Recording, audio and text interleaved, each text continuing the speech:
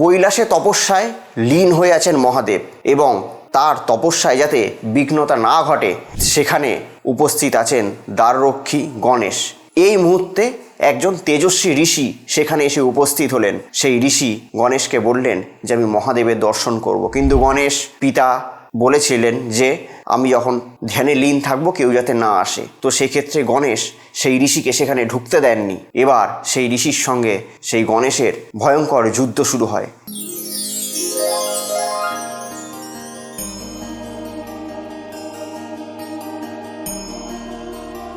নমস্কার, আমি অয়ন, আপনাদের বন্ধু, আবারও হাজির আপনাদের সামনে এবং আপনাদেরকে স্বাগত জানাচ্ছি আপনাদেরই চ্যানেলে। আশা করি আপনারা প্রত্যেকে খুব ভালো আছেন এবং সেই আশা নিয়েই শুরু করছি আজকের অনুষ্ঠান। ইতিমধ্যে আপনারা হয়তো বুঝে গেছেন যে সেই তেজস্বী ঋষিকে, সেই তেজস্বী ঋষি আর কেউ না, সেই তেজস্বী ঋষি হলেন ভগবান শ্রী পরশুরাম, অর্থাৎ বিষ্ণুর ষষ্ঠ অবতার। ত্রেতা যুগের প্রথম ভাগে সহস্রবাহু নামে এক রাজা ছিলেন, খুবই অত্যাচারী রাজা। তার অত্যাচারে সবাই অত্যাচারিত হচ্ছিল এবং সাধারণ মানুষ তো দূরের কথা, তিনি ঋষি মুনিদেরকেও ছাড়ছিলেন না। তার অত্যাচার এবং অহংকার দিন দিন বৃদ্ধি পেতেই থাকছিল। এমত অবস্থায় সেই ঋষিরা গিয়ে ব্রহ্মার শরণাপন্ন হলেন। ব্রহ্মা গতিক সতিক বুঝে সেই ব্রহ্মা গেলেন বৈকুণ্ঠে বিষ্ণুলোকে। তখন বৈকুণ্ঠে ভগবান শ্রী বিষ্ণু শীষ নাগের ওপর শয়িত অবস্থায় ছিলেন। গিয়ে তিনি বিষ্ণুকে জাগ্রত করলেন এবং সব কিছু খুলে বললেন। তার পরিপ্রেক্ষিতে বিষ্ণু কথা দিলেন যে আবারও তিনি একবার ধরাধামে উপস্থিত হবেন এই পাপকে দমন করতে। তো যাই হোক বন্ধুরা, আজকে আমরা যে বিষয়টি নিয়ে আলোচনা করব সেটি হলেন বিষ্ণুর ষষ্ঠ অবতার ভগবান শ্রী পরশুরামের রহস্য, তার জন্ম রহস্য, তার কর্ম রহস্য, সব কিছু নিয়ে। কিন্তু এক্ষেত্রে একটা বিবেচনার বিষয় আছে। যিনি ধর্ম স্থাপনা করতে ধরাধামে উত্তীর্ণ হয়েছিলেন তারই মাথায় লেগে আছে মাতৃহত্যার মতো কলঙ্ক এবং তিনি একবার না 21 বার এই বিশ্বব্রহ্মাণ্ড থেকে ক্ষত্রিয়কে দমন করেছিলেন। তো যাই হোক, এখন চলে আসা যাক ভগবান শ্রী পরশুরামের বংশ পরিচয় নিয়ে। একদা ঋষি ঋচিক ভ্রমণ করতে বেরিয়েছিলেন। ভ্রমণ করতে করতে তিনি হাজির হলেন চন্দ্রবংশীয় রাজা শ্রী গাধির কাছে। গাধির কাছে তিনি এলেন। গাধি সেই ঋষিকে অভ্যর্থনা জানালেন। কিন্তু এক্ষেত্রে ঋষির সেই গাধির একটি মেয়ে ছিলেন, রাজা গাধির একটি মেয়ে ছিলেন, তার নাম ছিল সত্যবতী। সেই সত্যবতীর রূপে তিনি মহৎ হয়ে গেছিলেন। মহৎ হয়ে গিয়ে রাজার কাছে তিনি সত্যবতীকে বিবাহের প্রস্তাব দিয়েছিলেন। কিন্তু একজন যার কোনো চালচুলো নেই, যার কোনো সাম্রাজ্য নেই, এক ঋষির সঙ্গে মহারাজ গাধি তার মেয়ের বিবাহ দিতে অস্বীকার করেন। আবার এইদিকে একটা অতিথিকে ফিরিয়ে দেওয়াও ছিল মহাপাপ। তো সেক্ষেত্রে রাজা গাধি ঋষি ঋচিকের কাছে একটি প্রস্তাব রাখলেন। প্রস্তাবটি কি? 1000 সাদা ঘোড়া তাকে এনে দিতে হবে, যার একটি কান হবে কালো। তো সেই প্রস্তাব বা সেই শর্ত ঋষি ঋচিক মাথা নত করে গ্রহণ করেন। তারপরে তিনি বরুণ দেবের তপস্যায় বসেন। বরুণ দেবের তপস্যায় বরুণ দেবকে তিনি সন্তুষ্ট করেন। তখন বরুণ দেব সেই ঋষি ঋচিকের কাছে আসেন এবং বললেন যে আপনি কি চান? তখন তিনি 1000টি সাদা ঘোড়া কালো কান বিশিষ্ট চেয়েছিলেন বরুণ দেবের কাছে। বরুণ দেব সেটি তাকে দান করে। রাজা গাধি ভেবেছিলেন যে এরকম একটি শর্ত হয়তো ঋষি ঋচিক পূরণ করতে পারবেন না। কিন্তু যখন তিনি 1000 ঘোড়া নিয়ে রাজা গাধির কাছে যখন আসেন তখন তিনি হতবাক হলেন এবং শর্ত অনুসারে তাকে তার মেয়ে সত্যবতীর সঙ্গে ঋষি ঋচিকের বিবাহ দিতে হয়। কিন্তু বিবাহ দেওয়ার পরে কেটে গেছে বহু বছর কেটে যাওয়ার পরেও তাদের মধ্যে, অর্থাৎ সত্যবতী এবং ঋচিকের মধ্যে কোনো সন্তান লাভ হয়নি। তখন সত্যবতীর ইচ্ছা সন্তান প্রাপ্ত করার। তখন ঋষি ঋচিক এক মহাযজ্ঞের অবতীর্ণ হলেন, মহাযজ্ঞের সূচনা করলেন। সেই যজ্ঞাগ্নি থেকে 2টো পায়েস বের হলো, 2 ঘড়া পায়েস। এই 2 ঘড়া পায়েসের মধ্যে 1 ঘড়া পায়েস খাবে সত্যবতী, তাহলে সেক্ষেত্রে তার গর্ভে জন্মগ্রহণ করবেন একজন ব্রাহ্মণ বালক। আর একটা পায়েস খাবেন গাধি স্ত্রী, মানে সত্যবতীর মা। তো সেই ক্ষেত্রে তার গর্ভ থেকে জন্মলাভ করবে এক ক্ষত্রিয় সন্তান। কিন্তু ভুলবশত এই পায়েস গ্রহণটা অদলা বদলি হয়ে গেছিল। তাই সত্যবতী পান করলেন সেই ক্ষত্রিয় সন্তান হওয়ার পায়েস, আর সত্যবতীর মা পান করলেন ব্রাহ্মণ সন্তান হওয়ার পায়েস। তো সত্যবতী যখন সন্তান সম্ভব তখন তিনি ঋচিককে অনেকবার ধরে বলেন যে যাতে আমাদের সন্তান যাতে ব্রাহ্মণ হয়। তো সেক্ষেত্রে ঋচিক তার তপবলে সেই সন্তানকে ব্রাহ্মণ করে দিয়েছিলেন এবং ব্রাহ্মণ করার সঙ্গে সঙ্গে তিনি একটা বলেছিলেন, এই যে সন্তান হবে তাদের যারা সন্তান হবে তাদের মধ্যে একজনের মধ্যে থাকবে সেই ক্ষত্রিয় গুণ। তো যাই হোক, সেক্ষেত্রে ঋচিক এবং সত্যবতীর কোন সন্তান জন্ম লাভ করলেন, সেই সন্তান হলেন মহর্ষি যমদগ্নি। তো সেই মহর্ষি যমদগ্নির সঙ্গে বিবাহ হয়েছিলেন সূর্যবংশীয় কন্যা রেণুকার সঙ্গে। সেই রেণুকাও ছিলেন খুবই তেজস্বী এক নারী। তো সেই রেণুকার যমদগ্নির 4 জন সন্তান লাভ হয়। 4 জনের নাম হলো সোম, রজু, তুরভাসু আর মেধা। এই 4 জন সন্তান। এই 4 জন সন্তান লাভের পর তারা 5ম সন্তান লাভের জন্য মহাদেবের তপস্যা করেন। কিন্তু মহাদেবের তপস্যা করতে করতে সিদ্ধি লাভের পর মহাদেবের আশীর্বাদে রেণুকার গর্ভে জন্মগ্রহণ করেন সেই 6ষ্ঠ অবতার ভগবান শ্রী বিষ্ণুর। তার নাম ভার্গব রামা। তো এই ভার্গব রামাই হয়েছিলেন পরশুরাম। চলুন এবার দেখে নেওয়া যাক যে ভার্গব রামা থেকে পরশুরাম হয়ে ওঠার সেই কাহিনী। এই যখন যখন পরশুরামের যখন 4 ভাই অর্থাৎ ভার্গব রামার 4 ভাই যখন তারা পড়াশুনো এবং জপ তপের মধ্যে দিয়ে থাকতেন, তখন ভার্গব রামা অর্থাৎ পরশুরামের যুদ্ধবিদ্যা কৌশল তিনি শিখছিলেন বা যুদ্ধবিদ্যা কৌশলের প্রতি তার খুব ন্যাক ছিল। তিনি জঙ্গলের মধ্যে তিনি যুদ্ধবিদ্যার বিভিন্ন রকম কৌশল শিখেছিলেন। তার প্রথম গুরু হচ্ছেন মহর্ষি বিশ্বামিত্র। এই মহর্ষি বিশ্বামিত্র ছিলেন সেই সম্পর্কে ভার্গব রামা মানে পরশুরামের মামা। তো সেক্ষেত্রে মহর্ষি বিশ্বামিত্রর কাছ থেকে তিনি অস্ত্র শিক্ষা প্রচুর করেছিলেন, কিন্তু তাতে তার সন্তুষ্ট হয়নি। তখন তিনি চলে যান হিমালয়ে গিয়ে তিনি মহাদেবের তপস্যা লাভ করেন। মহাদেবের তপস্যা করতে মহাদেব সন্তুষ্ট হয়ে পরশুরামের সেই যে সেই ধীরতায় সন্তুষ্ট হয়ে মহাদেব এলেন এবং তিনি মহাদেবকে অস্ত্র শিক্ষা দিতে বললেন। মহাদেব পরশুরামকে বিবিধ অস্ত্র শিক্ষা দেন, প্রচুর তাকে অস্ত্র শিক্ষা দেন। শিক্ষা দেওয়ার পর একদিন মহাদেব তার যে শিষ্যের পরীক্ষা নেওয়ার জন্য তাকে যুদ্ধে আহ্বান জানালেন। এই 2 মহাবীর পরাক্রম মানে একদিকে হচ্ছেন ভগবান শ্রী পরশুরাম আর একদিকে দেবাদিদেব মহাদেব। এই 2 জনের যুদ্ধে কালের অন্তরালে আস্তে আস্তে কালো মেঘে ঢেকে গেছিল, পুরো তালমাতাল হয়ে যাচ্ছিল সমগ্র বিশ্ব। কিন্তু সেক্ষেত্রে মহাদেব ত্রিশূল দিয়ে তাকে আঘাত করেন এবং সেই আঘাত পরশুরাম খুব অনায়াসে প্রতিহত করে। কিন্তু পরশুরাম কুঠার দিয়ে মহাদেবের এবার আঘাত করেন ললাটে আঘাত করতেই সেখানে তৈরি হয় গভীর ক্ষত। সেই গভীর ক্ষত নিয়ে কিন্তু মহাদেব একদমই রেগে যাননি। শিষ্যের এই পরাক্রমে তিনি খুব উৎসাহিত হয়ে সেই যে তার মধ্যে ললাটে যে ক্ষত যে সৃষ্টি হয়েছিল সেই ক্ষতর নাম হয় খণ্ডপরশু। তারপর তিনি তাকে একটি দিব্যাস্ত্র মানে কুঠার তাকে দান করেন। সেই কুঠারের নাম অনুসারেই তার নাম হয় পরশুরাম, কেননা সেই কুঠারটি ছিল পরশু। সেই পরশুর নাম অনুসারে তার নাম হয় পরশুরাম। এবার কেটে গেছে অনেকগুলি বছর কেটে যাওয়ার পর তিনি আবার জঙ্গলে সেখানে তিনি চলে এসেছিলেন। এবার সেই চলে আসি যে পরশুরামের মাতৃহত্যার কথা, অর্থাৎ তিনি ভগবানের 6ষ্ঠ অংশ হয়েও কেমনভাবে তার মাতৃহত্যার তার পাপ তিনি কলঙ্কিত হয়েছিলেন সেই কথায়।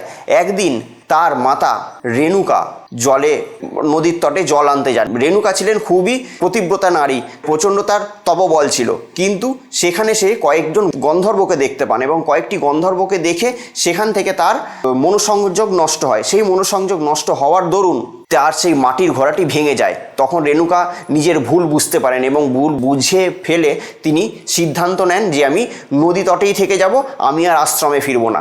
কিন্তু এই দিকে মহর্ষি যমদগ্নি তপবলে সব কিছু জানতে পারেন। তপবলে জানতে পেয়ে তিনি রেণুকার ওপর প্রচণ্ড ক্ষুব্ধ হয়ে তার 4টি সন্তানকে একে একে ডাকেন। 4টি সন্তানকে ডেকে তিনি বলেন যে তার মায়ের ধর থেকে মাথাটি আলাদা করে দিতে, কিন্তু 4 সন্তানের মধ্যে কেউ পিতার এই প্রস্তাবে রাজি হয়নি। তাই তিনি রাগে সেই 4 সন্তানকে পুরোপুরি পাথরে পরিণত করেন। এবার তিনি ডাকেন পরশুরামকে। পরশুরাম কোনো প্রশ্ন ছাড়াই মায়ের মাথা দেহ থেকে নামিয়ে দিয়েছিল। নামিয়ে দেওয়ার পর পিতা তার ওপর প্রচণ্ড আনন্দিত হয়েছিলেন, খুবই প্রশংসিত হয়েছিলেন। তখন তিনি বলেছিলেন যে তুমি কি বর চাও বলো। তখন তিনি বর হিসাবে তার মায়ের প্রাণ এবং তার 4 ভ্রাতার প্রাণ চেয়ে নেন। কিন্তু এই মাতৃহত্যার পাপ করার পর তার হাত থেকে সেই রক্তাক্ত কুঠার কোনোদিনও ছাড় পাচ্ছিল না। সেই রক্তাক্ত কুঠারকে কোনোদিনও তিনি তার হাত থেকে বেরোতে পারছেন না। আবার এইদিকে মাতৃহত্যার যে কষ্ট, সেই কষ্ট তাকে তিলে তিলে মারছিল। তখন একদা তিনি চলে যান এক নদী তটে। বিভিন্ন ঋষিমুনিদের পরামর্শ নিয়ে তিনি দিলেন লোহিত নদীর তীরে। লোহিত নদীর তীরে যখন তিনি হাত ধুতে যান তখন সেই কুঠার তার হাত থেকে পড়ে যায়। তো সেই লোহিত নদী এখন পরশুরাম কুণ্ড হিসেবে পরিচিত, যেটি অরুণাচল প্রদেশে আছে। তো এই তো গেল তার মাতৃহত্যার গল্প। এবার আসা যাক পরশুরাম কি করে 21 বার ক্ষত্রিয়দেরকে বিনাশ করেছিলেন। ত্রেতা যুগের মধ্যভাগ, সেই সময় একজন রাজা রাজত্ব করছিলেন, তার নাম কার্তবীর্যার্জুন অর্থাৎ সহস্রবাহু। সহস্রবাহু ব্রহ্মার বর পেয়ে তার 100 হাত পেয়েছিলেন, মানে সহস্র হাত পেয়েছিলেন। সেই সহস্র হাত দিয়ে তার অত্যাচারের আর লিমিটেশন ছিল না। অত্যাচার করতে করতে তিনি ঋষিমুনিদেরকেও ছাড়ছিলেন না। তার অহংকার এবং তার অত্যাচার, তার পাপ আস্তে আস্তে ভরে যাচ্ছিল। এমত অবস্থায় তিনি আর তার সঙ্গী সাথীদেরকে নিয়ে সহস্রবাহু তিনি জঙ্গলে আসেন। জঙ্গলে এক আশ্রমের কাছে, অর্থাৎ সেই রেণুকা এবং যমদগ্নির আশ্রমের কাছে তিনি এসে উপনীত হন এবং তাদের কাছে খাদ্য চান, কিন্তু তারা খুব অনায়াসেই খাদ্যের ব্যবস্থা করে দেন। তো সেক্ষেত্রে সহস্রবাহু খুব অবাক হয়ে যায় যে জঙ্গলের মধ্যে এইটুকু একটা আশ্রমে কি করে এতজনের খাদ্য পান, কি করে এতজনের খাদ্য তারা অনায়াসে তৈরি করতে পেলেন। এই অবস্থায় তিনি দেখতে পান একটি গোমাতাকে। এই গোমাতাই হচ্ছে গরুদের দেবী কামধেনু। তো সেক্ষেত্রে যমদগ্নি বলেছিলেন যে এই কামধেনুর জন্যই আমি সবার খাবার পরিবেশন করতে পেরেছি। তো সেক্ষেত্রে কামধেনুকে দেখে সহস্রবাহুর খুব লোভ হয়েছিল। তো সেক্ষেত্রে সে জোরপূর্বক সহস্রবাহু কামধেনুকে সেখান থেকে তুলে নিয়ে যায় জোর করে। তারপরে যখন পরশুরাম সেই জায়গায় আসেন, মানে আশ্রমে ফিরে আসেন, গোটা ঘটনাটা শুনে তিনি খুবই রেগে যান। রাগে ক্রোধে উত্তেজিত হয়ে তিনি তখন চলে যান সহস্রবাহুকে হত্যা করার উদ্দেশ্যে। তো সহস্রবাহুর যেসব সৈনিকরা ছিল তারা কেউ পরশুরামের সঙ্গে টিকতে পারছিল না। তিনি একে একে সবাইকে নাশ করেন। এমত অবস্থায় সহস্রবাহু নিজে এসে সেই যুদ্ধে পরশুরামের সঙ্গে উত্তীর্ণ হন। পরশুরাম এক এক করে করে সহস্রবাহুর প্রতিটি হাত কেটে ফেলেন। কেটে ফেলে তাকে একটা ভয়ানক মৃত্যু দেন। তারপর একদিন পরশুরাম আশ্রমে ছিলেন না, তিনি এক জায়গায় ফল সংগ্রহ করতে গেছিলেন, তিনি এবং তার 4 ভ্রাতা।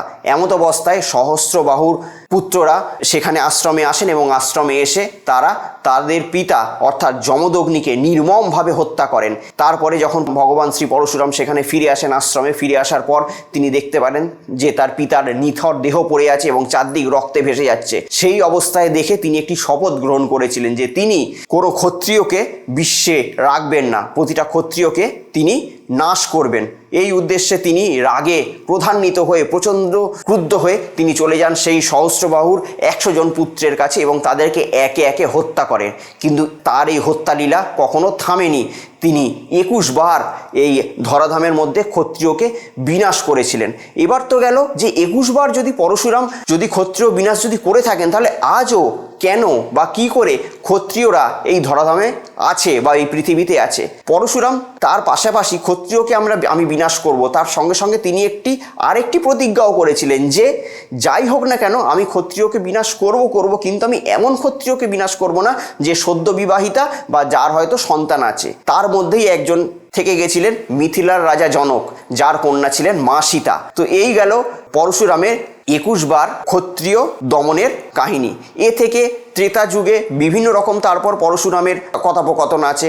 তারপরে তিনি ভগবান শ্রী রামচন্দ্রের সঙ্গে তার দেখা হয় এবং দাপর যুগে যখন মহাভারতের সময় যারা মহারথীরা ছিলেন, পিতামহ শ্রী ভীষ্ম, কর্ণ, দ্রোণাচার্য, তারা পরশুরামের কাছ থেকে অস্ত্রবিদ্যা লাভ করেন। এবার আসি প্রথম কথায়, অর্থাৎ প্রথমে আমি যে কথাটা বলেছিলাম, পরশুরাম প্রথমে গেছিলেন মহাদেবের দরবারে মহাদেবের সঙ্গে দেখা করতে। সেখানে উপস্থিত ছিলেন গণেশ এবং গণেশ নানাভাবে তাকে আটকানোর চেষ্টা করে, কিন্তু পরশুরাম নিজেকে খুবই অপমানিত বোধ করেন যে আমি মহাদেবের সঙ্গে দেখা করতে যাচ্ছি আর এই ছোট্ট বালক আমাকে দেখা করতে দেবে না। তো সেক্ষেত্রে গণেশের সঙ্গে যুদ্ধ শুরু হয় পরশুরামের। সেই যুদ্ধে দুজনের মধ্যে ভয়াবহ একটা তাণ্ডবের সৃষ্টি হয় এবং সে কুঠার দিয়ে গণেশকে আঘাত করেন। গণেশ জানতেন যে এই কুঠার তার পিতারই দেয়া, তো তাই সেই অস্ত্রের সে কোনো প্রতিহত করেননি। তো সেই অস্ত্রের দরুন গণেশের একটি দাঁত চলে যায় এবং সেই দাঁত চলে যাওয়া থেকেই গণেশের নাম হয় একদন্ত।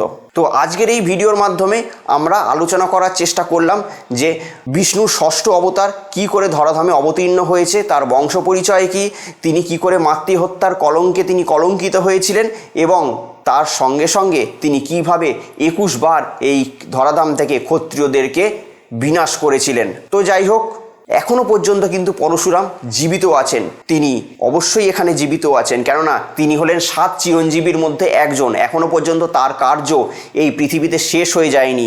কথাই আছে যখন বিষ্ণুর 10ম অবতার কল্কি এই ধরাধামে অবতীর্ণ হবেন, তখন কল্কিকে অস্ত্র শিক্ষা দেবেন এই ভগবান শ্রী পরশুরাম। তো যাই হোক, আজকে আমরা পরশুরামকে নিয়ে আলোচনা করলাম। তো যদি আপনাদেরকে মনে হয় যে ভিডিওটি আপনাদেরকে ইনফরমেটিভ লেগে থাকে, ভিডিওটি যদি আপনাদেরকে ভালো লেগে থাকে, তাহলে অবশ্যই ভিডিওটিকে লাইক করবেন এবং এরকম ভিডিও পেতে আমার এই চ্যানেলটিকে অতি অবশ্যই সাবস্ক্রাইব করতে ভুলবেন না। আবার অন্য কোনো দিন হাজির হব এরকম কোনো মজাদার ভিডিও নিয়ে। ততদিনের জন্য অতি অবশ্যই ভালো থাকবেন, সুখে থাকবেন এবং তার সঙ্গে সঙ্গে আশেপাশের প্রত্যেকটা মানুষকে অতি অবশ্যই কিন্তু ভালো রাখবেন। নমস্কার। কথা হোক রিলেশনশিপের সমস্যা কিংবা চাকরির সমস্যা, ব্যবসার সমস্যা, শত্রুর সমস্যা কিংবা কোনো গ্রহগত সমস্যার মধ্যে দিয়ে আমরা যাচ্ছি। তো সমস্যা যেরকম একটা শব্দ, সমাধানও কিন্তু সেরকম একটা শব্দ। আপনাদের জন্মছকের সঠিক এবং সূক্ষ্ম বিচার করে আমি বের করব এমন এক উপায়, যে উপায় আপনার জীবনের মোড়কে পুরোপুরি ঘুরিয়ে দেবে। তো আমার সঙ্গে যদি আপনারা পার্সোনালি দেখা করতে চান, তাহলে স্ক্রিনে দেওয়া নাম্বারে ফোন করে যোগাযোগ করে আপনারা আমার সঙ্গে সরাসরি দেখা করতে পারেন।